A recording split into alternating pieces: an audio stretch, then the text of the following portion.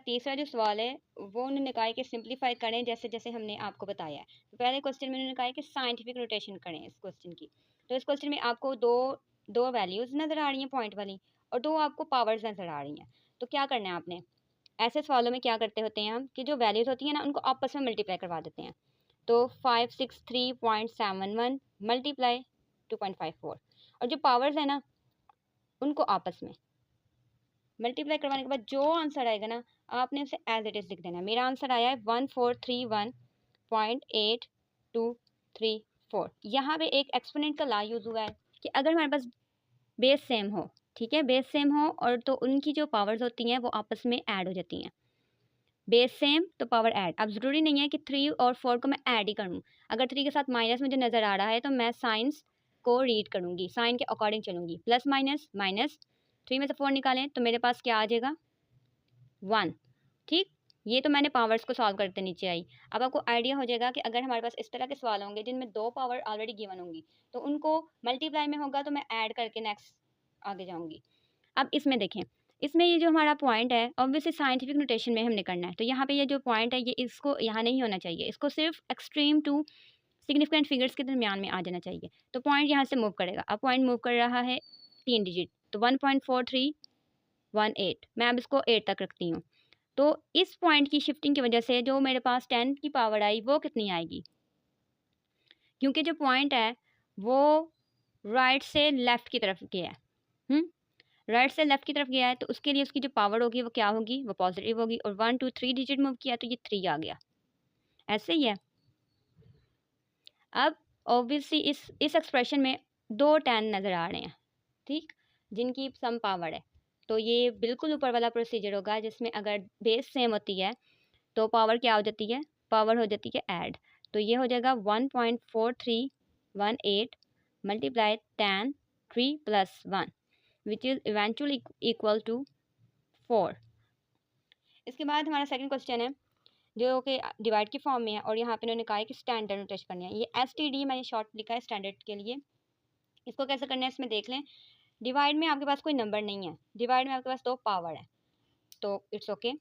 तो यहाँ से हमारे पास अगेन एक्सपोनेंट का एक लॉ यूज़ होगा जिसमें वो कहते हैं कि अगर दो वैल्यूज़ डिवाइड में हो with same base, 10 is the base of power 5 and 10 is the base of -3, base same है, ओके, तो उनकी जो पावर्स हैं वो आपस में क्या हो जाएंगी, माइनस। तो 10 5 माइनस -3। अब ये माइनस तो रूल से आया है, माइनस माइनस क्या हो जाएगा प्लस, तो इट बिकम्स 8। लेकिन इसका भी हमें मूव करवाने की ज़रूरत है क्योंकि हम 0.0 नहीं रखेंगे, ये देखने में अच्छा नहीं लग रहा ना। तो इसको जब मूव करवाएंगे तो ये इधर आ जाएगा 2 और 3 के दरमियान, दो सिग्निफिकेंट फिगर्स के दरमियान, तो इट बिकम्स 2.3।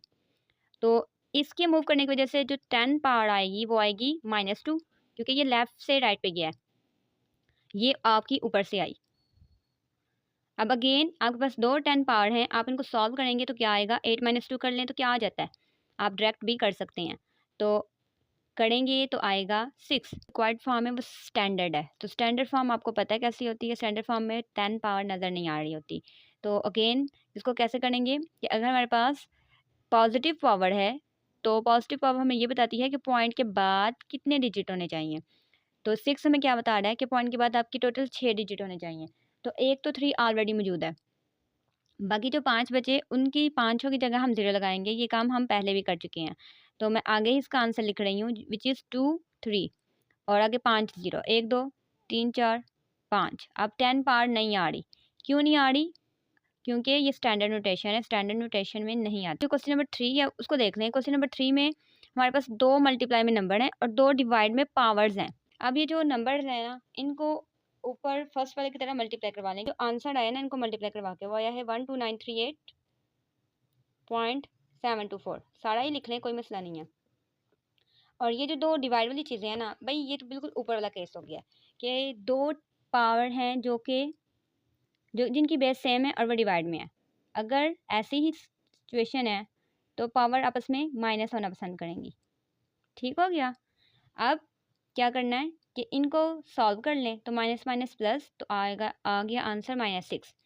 यहाँ पे क्या करें, यहाँ पे इतना पॉइंट पीछे नज़र आना कोई अच्छी बात नहीं है। पॉइंट का दिल कर रहा होता है कि वो दो एक्सट्रीम डिजिट्स के दरमियान में आ जाए तो पॉइंट वही मूव करेगा, 1.2 हो जाएगा।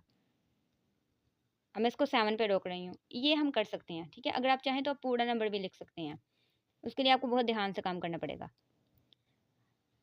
सही हो गया। तो पॉइंट यहाँ से जब मूव किया तो 1 2 3 4 डिजिट मूव किया, तो इसके मूव करने की वजह से जो साइंटिफिक नोटेशन की पावर 10 आएगी वो आएगी 4, क्योंकि ये मूव किया है फ्रॉम राइट टू लेफ़्ट।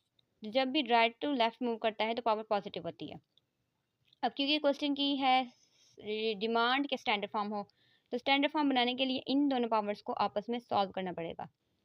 तो कैसे करें सॉल्व? अगर हमारे पास दो बेसिस हों सेम, जैसे कि 10 एंड 10, तो उनकी पावर आपस में क्या हो जाती है? प्लस।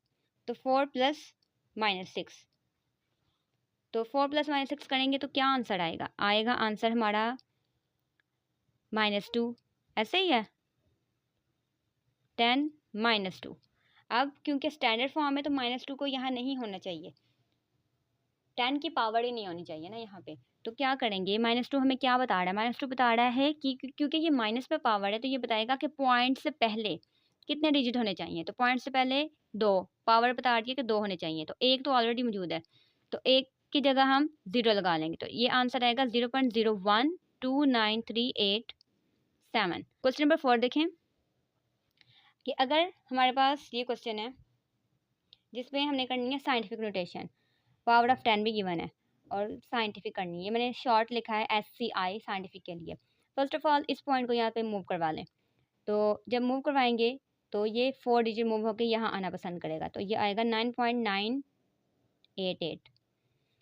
इस पॉइंट की मूवमेंट की वजह से जो साइंटिफिक नोटेशन के रिजल्ट में 10 पावर आएगी वो आएगी 10 -4। -4 क्यों? क्योंकि ये लेफ्ट से राइट मूव किया है। अब ये तो क्वेश्चन की पावर है, इसको नीचे आप लिख लें। अब क्या होना है? पॉइंट तो ऑलरेडी बहुत ही डिज़ायरेबल पोजीशन पे है, सिर्फ जो 2 10 आपको नज़र आ रहे हैं, 2 पावर नज़र आ रही हैं, उनको आप हम सिंप्लीफाई कर लेते हैं। तो 2 10 हैं, यानी कि 2 बेसिस सेम है, मल्टीप्लाई में है, तो उनकी पावर आप आपस में प्लस होना पसंद करेंगी, तो इनको प्लस कर लें। तो प्लस करके हमारे पास क्या आंसर आ रहा है? We get 6।